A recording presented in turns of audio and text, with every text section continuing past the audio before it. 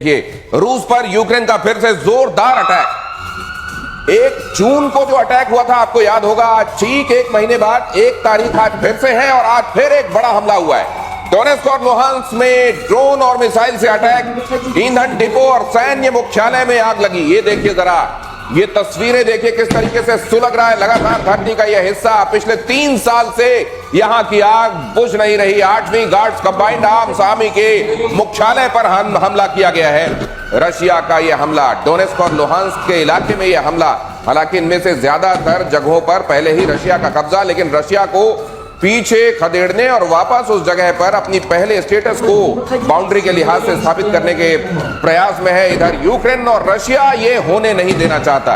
तो अब यहाँ हालात बन किस तरीके के रहे हैं और ये क्या यहाँ ये आग अब सतत सुलगती रहेगी?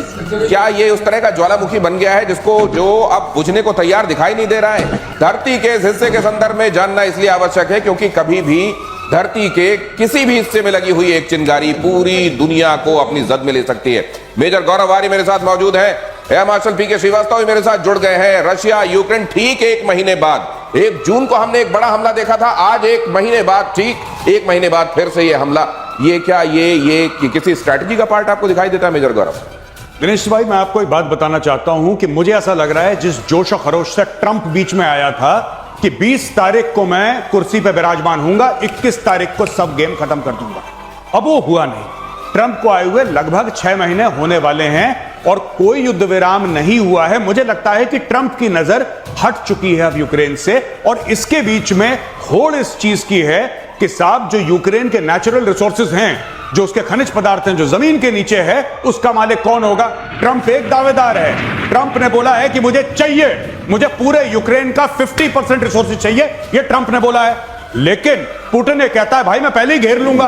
और ये सारी की सारी लड़ाई जो चल रही है, अब ट्रंप जितना कॉन्फिडेंट था डे 1 पे कि ये तो 24 घंटे के अंदर मेरी मुट्ठी में आ जाएगा, वो चला गया मामला। तो एक तरफ उधर तेल के बारे में आप यही सुनते हैं कि असल में जब भी वहां उथल पुथल होती है अमेरिका उधर तेल पर निगाह लगाए रहता है, इसलिए ऐसा होता है। और यहाँ रेयर अर्थ मेटल के बारे में यही सुनने को मिलता है। क्या वाकई ऐसा है? रूस में मिसाइल प्लांट में भी जबरदस्त विस्फोट, सतह पर क्या चल रहा है जरा एक बार फिर से देखिए। कुपोल के पास इंजवेक प्लांट जो है वहां ड्रोन अटैक की आशंका, कोर मिसाइल प्रणाली का होता है उत्पादन। इजेक्स हवाई अड्डे पर भी आवागमन बंद। तो चलिए रशिया की तरफ भी काउंटर अटैक हम देख रहे हैं। सर ये जो चल रहा है ये कब तक आप और चलते हुए देखते हैं? अनंत काल तक? दिनेश, मुझे तो अभी हवन कुंड टाइप लग गया है। हाँ। जिसकी मर्जी आते, यूरोप से उन्होंने कुछ सामान दे दिया, उन्होंने वहां फोड़ दिया।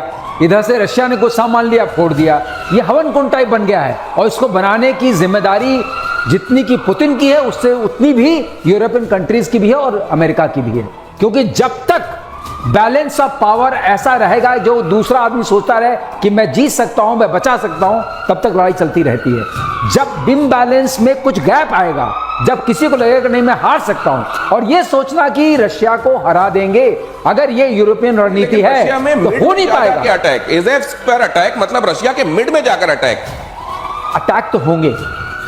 तो होंगे जब इतना सहारा मिलेगा।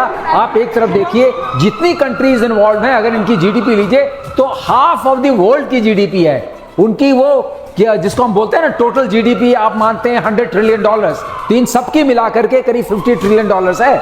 लेकिन सर वो अकेले लड़ रहा है रशिया। अभी वहां एक सर्वे हुआ है, यूक्रेन में एक सर्वे हुआ है जिसमें 56% लोग ये कह रहे हैं कि भाई साहब ये युद्ध खत्म करो, जहां तक बॉर्डर जहां पर रशिया है ना वहीं पर रोक दो, लेकिन अब युद्ध खत्म करो। लेकिन 21% लोग कहते हैं कि पहले वाला बॉर्डर हमको चाहिए, तब तक लड़ते रहो। देखिए साहब, साफ सीधी बात है जो आपने बात करी है इस सर्वे की, और जहां तक पूरे यूरोप की बात है, यूरोप को एक पपलू मिल गया और वो पपलू यूरोप की तरफ से लड़ रहा है रूस से।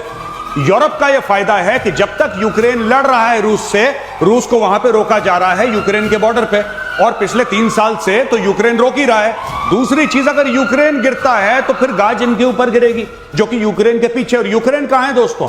यूक्रेन है ईस्टर्न यूरोप में। Ukraine is part of eastern Europe. तो अगर यूक्रेन गिरता है तो फिर रूस घुस जाएगा यूरोप के अंदर। यह चीज है, तो इसको फंड करते रहो। जहां तक बात यह है 22% 25% लोगों की जो ये कह रहे हैं कि नहीं साहब लड़ो लड़ो लड़ो, वही ज़ेलेंस्की की कॉन्स्टिट्यूएंसी। मेजर गौरव, उसी सर्वे में एक और बात सामने आई है कि बहुत सारे लोग कह रहे हैं कि अगर लड़ना भी है ना तो वैलेरी जालुजनी है, उनको ला दो सामने, इनको हटाओ। ये कह रहे हैं कि इसको हटाओ, अब ये नहीं चाहिए, वैलेरी जानुजनी को ला दो, वो पहले सेना संभाले हुए, वो कर लेंगे काम। देखिए साहब, साफ सीधी बात है, सेमर हर्ष एक बहुत बड़ा नाम है जियोपॉलिटिक्स का, बहुत बड़ा नाम है। सेमर हर्ष का आर्टिकल मैं रिक्वेस्ट करूंगा ऑडियंस से, जाके देखिए, जिसमें सेमर हर्ष ने CIA की रिपोर्ट को कोट करा है और यह बोला है कि जेलेंस्की पैसे खा गया, और जेलेंस्की ने जितना इसको एड दिया था अमेरिका ने, पता नहीं आधा खाता है आधा पीछे डालता है, और ये और इसका मंत्रिमंडल सबसे करप्ट मंत्रिमंडल है। ये सेमर हर्ष की रिपोर्ट है। ये कुछ समझिए, भी नहीं वहां बचा है, वहां डेमोक्रेसी की बात करते हैं, सारे पेपर्स बंद हैं, सारी पार्टीज बंद कर दी गई हैं, सब बैन है, सिर्फ जेलेंस्की जेलेंस्की जेलेंस्की। तो जेलेंस्की न सिर्फ वहां करप्शन की प्रतिमूर्ति बनते जा रहे हैं, बल्कि अपने घर में वहां पे लोग कहने लगे अब इनको हटाओ। ईरान के फोर्डो एटमी प्लांट पर हलचल, अगली खबर देखिए। ईरान में फोर्डो पर अमेरिका ने बॉम्ब गिराया था, आपको याद होगा, मिडनाइट हैमर। 22 जून को अमेरिका ने प्लांट पर किया था हमला। सैटेलाइट इमेज में मूवमेंट का खुलासा हुआ है, पहाड़ी के नीचे बुलडोजर